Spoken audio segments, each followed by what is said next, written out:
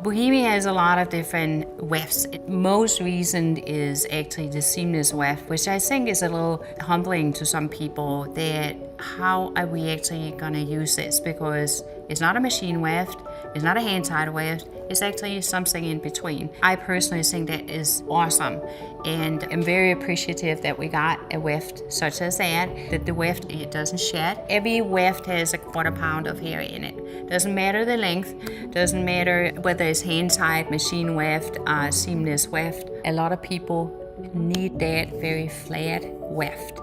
It's a little taller, but it's very flat and very smooth. So to me, it comes very close to the hand-tied weft. The hand-tied weft, of course, is a challenge that you cannot cut it, but you can bend it, really any way you want. So it's very flexible. You can merge wefts together. The hand-tied weft, it's two threads, really. That's all it is.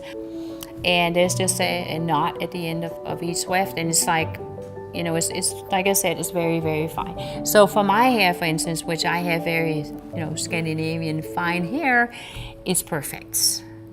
The seamless weft is also perfect for my hair. That will work because it's flat enough. Machine weft, at the other hand, would for me be too bulky. I use all of the different wefts. So machine weft is very easy and simple to use also. If you should master craft, it would be the hand-tied is more challenging.